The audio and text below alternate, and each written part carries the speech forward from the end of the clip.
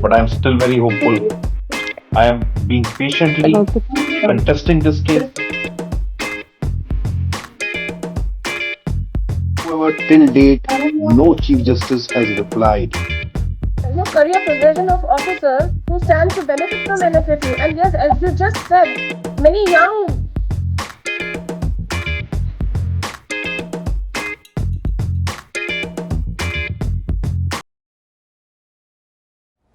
Namaskar, you are watching The Globali with me, Masumi. Non-functional financial upgradation (NFFU) has long been a contentious issue for India's armed forces, who have consistently argued that they deserve the same career and financial parity granted to other Group A services. Colonel Mukul Dev emerged as the face of this battle, taking the matter to the Supreme Court after repeated administrative indifference. For years, the case has been adjourned, postponed, and pushed forward, often without substantial progress, leaving thousands of officers in a state of uncertainty. Despite multiple hearings and high expectations, the Supreme Court has again deferred the matter, raising serious questions about procedural delays, institutional hesitancy, and the absence of clear government support.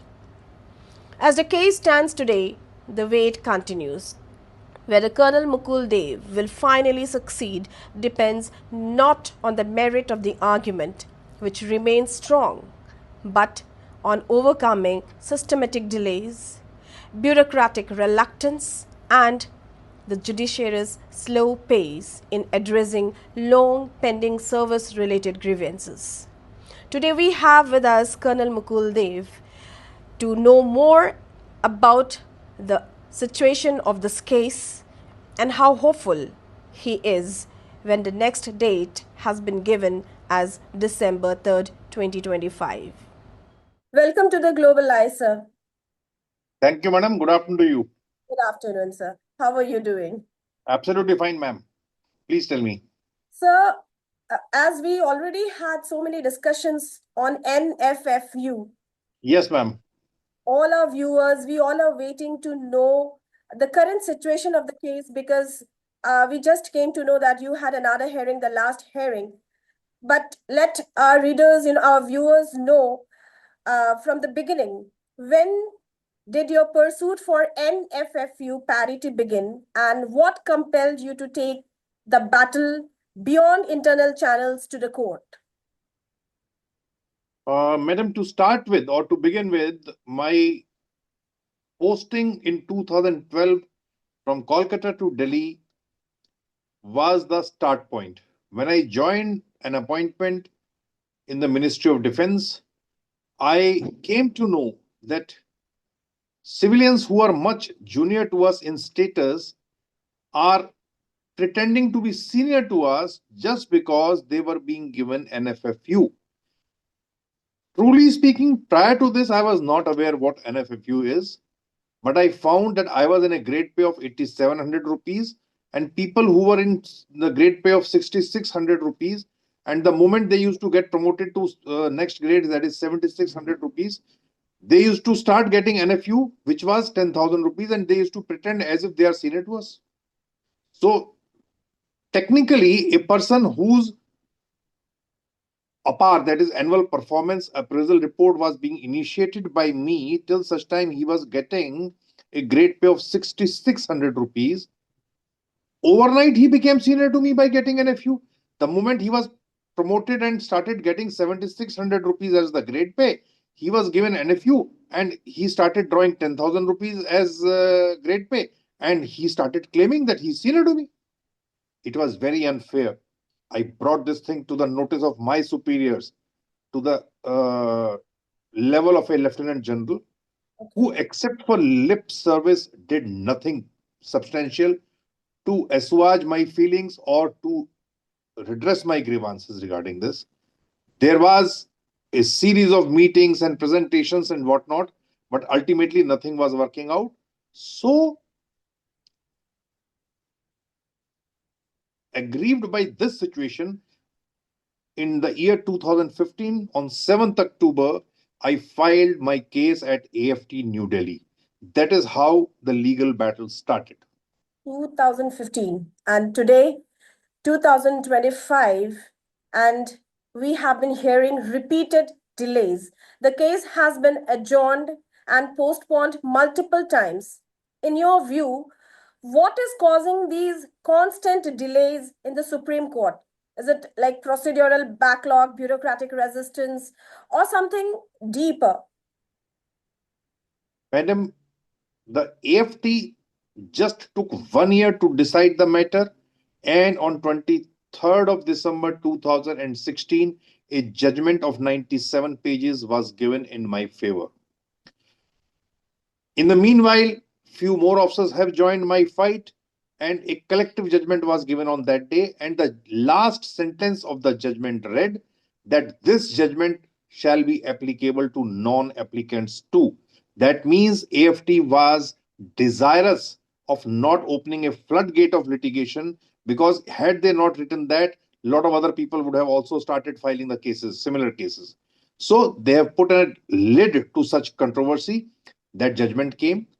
After some time, the Ministry of Defense decided to go in appeal against this judgment to Supreme Court, though it was assured to me that they are not going in appeal by none other than now late Mr. Manohar Parikar, with whom I had a meeting.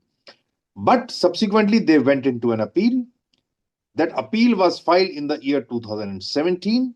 And from that day onwards, except for date after date, we are not getting anything. I must bring to your notice that on 12th March 2019, a bench led by Justice Honorable Justice Ashok Bhushan and Honorable Justice K.M. Joseph heard the case threadbare for 5 hours. The whole day was devoted to our case, and the judgment was reserved. But some backdoor diplomacy or bureaucracy worked, and that judgment, for some reasons, was never pronounced. And both the honorable judges, they retired.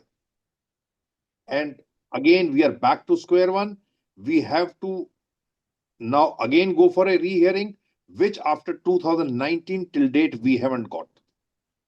Date after date. Now, so what is the present position of the NFFU case, and how hopeful are you after the latest hearing? When was the latest hearing, sir? And how hopeful are you? And what happened actually in the latest hearing?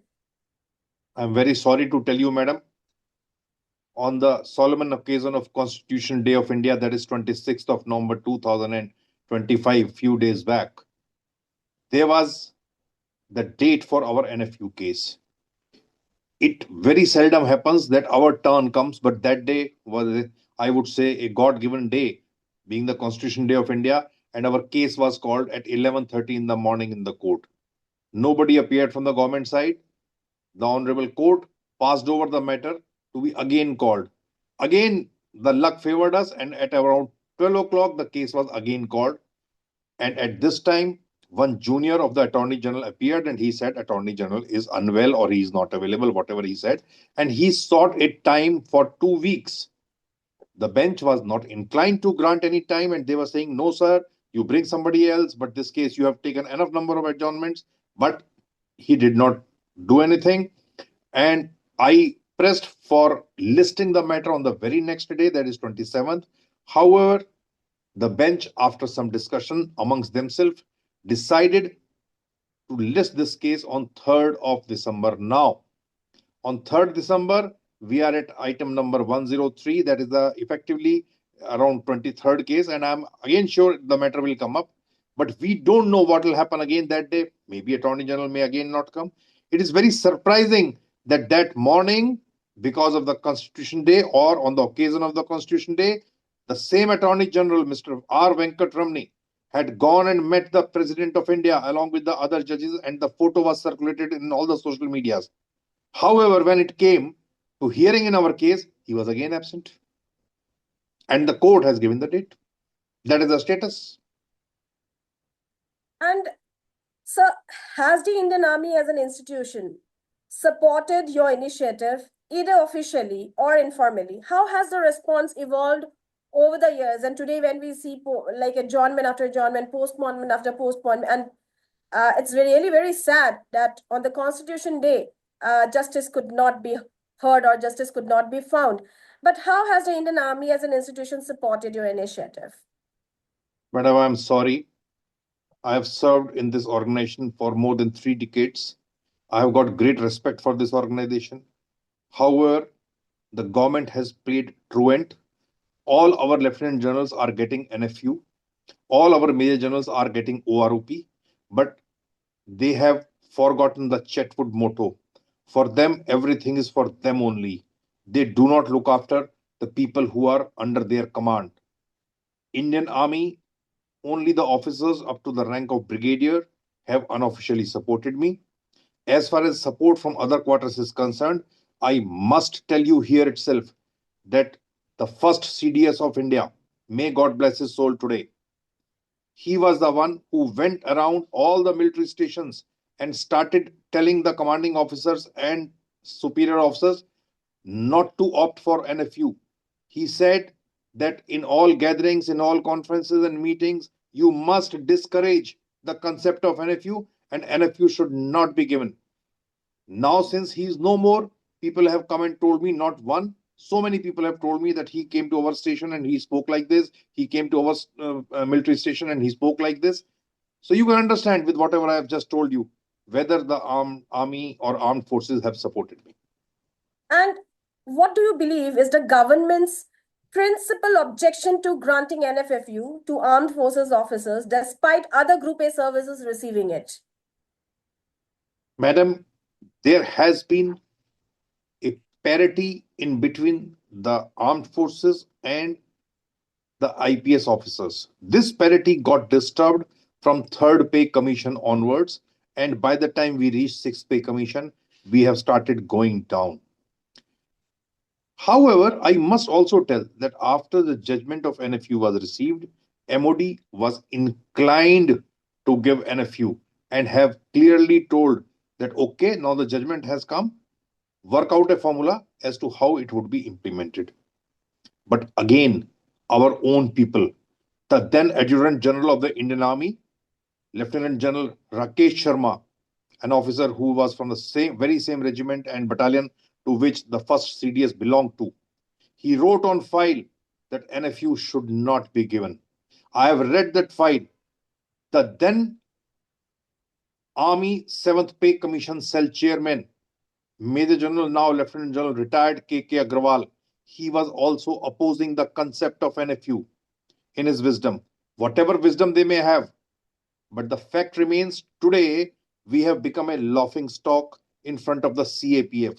Yesterday only, a young lad of 22 years have visited me and he was trying to get into CAPF or Coast Guard. And when I asked him that you are the son of a soldier, of an armed forces soldier, why do you want to join CAPF? He said, what are you getting?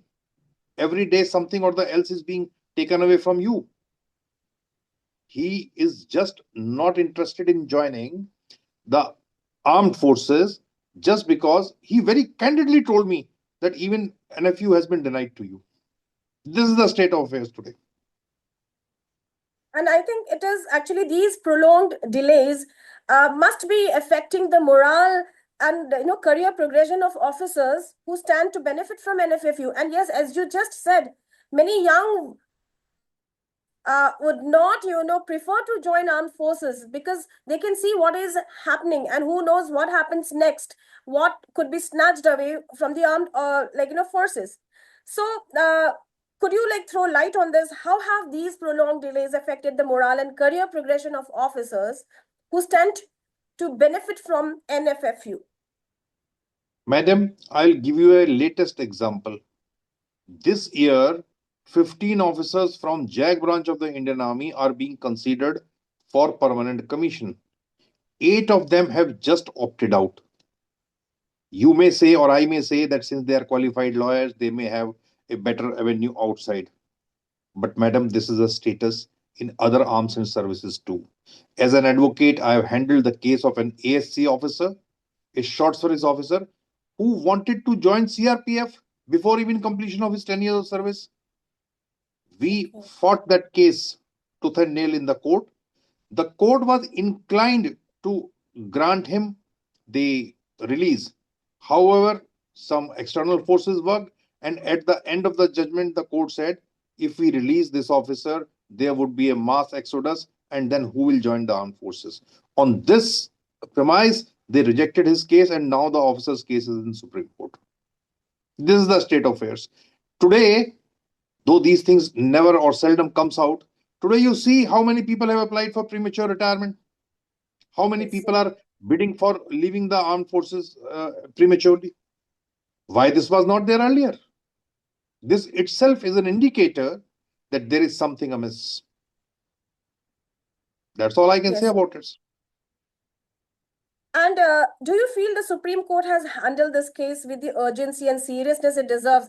We see that Supreme Court is not at all bothered because the delays are showing. But I just want to know your views, and particularly given its implications for national security personnel.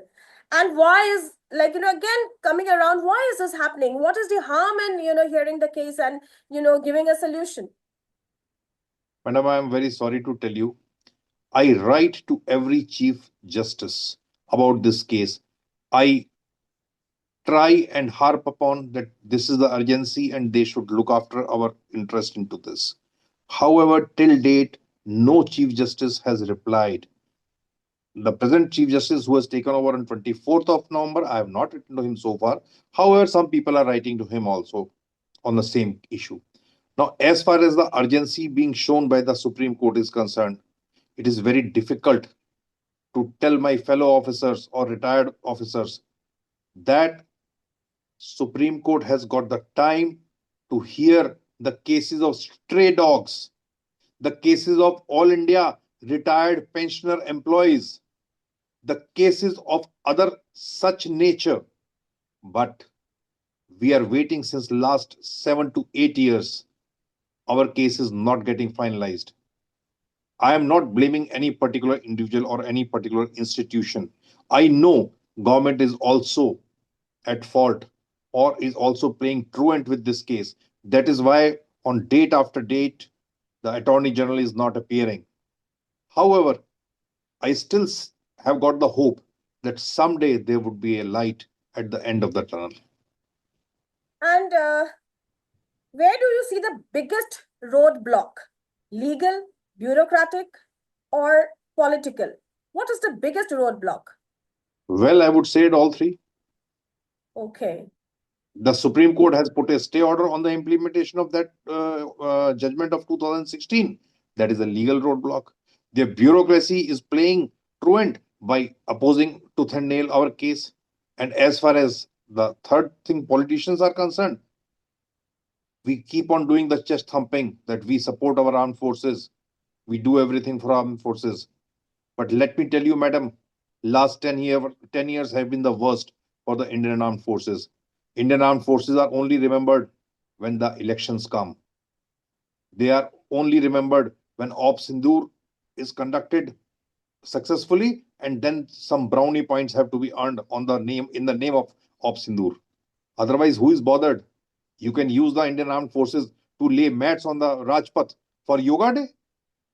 Can you ask the same thing to be done by the CAPF people, CRPF people, and others? The Agniveer system, which has been brought in by this present government, actually, it is going to affect the armed forces and their morale in a big way. Today, we are not realizing it. But let me tell you, madam, very candidly, come next 10 years and you will realize what is happening. The first batch of these Agniveers are going to be out in the month of January, and you will see what will happen. There would be a floodgate of litigation which will open and whatnot. I do not know with what aim all these things is being done. But yes, I can say with conviction that the morale of the Indian Armed Forces is at its lowest ebb as on date. Yes, Agniveer, definitely we have to discuss on this one day. Again, coming to NFFU, when is the next date? How hopeful are you? How are you going to handle the next date? Madam, the next date is just 4 days ahead. That is on 3rd December 25. I do not know whether it will be a repetition of last 7 years or we may get a light at the end of the tunnel. I cannot say. And I heard that many of the veterans or even serving, they are making request to you that they want to see the hearing live. Is that possible? Is Yes, madam, it is very much possible.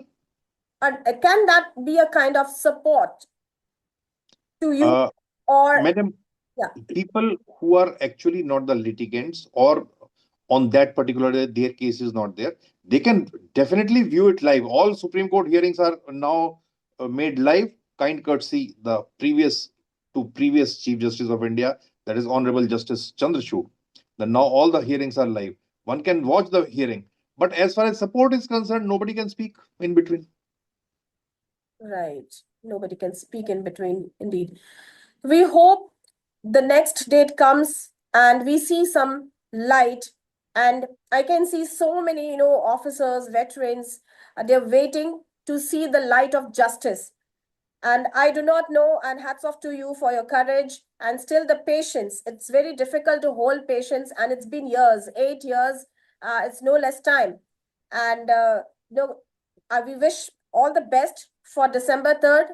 And we hope we could give some positive news to the people, to the aspiring, like people who, the youth who want to join in armed forces, and also the veterans and the serving officers.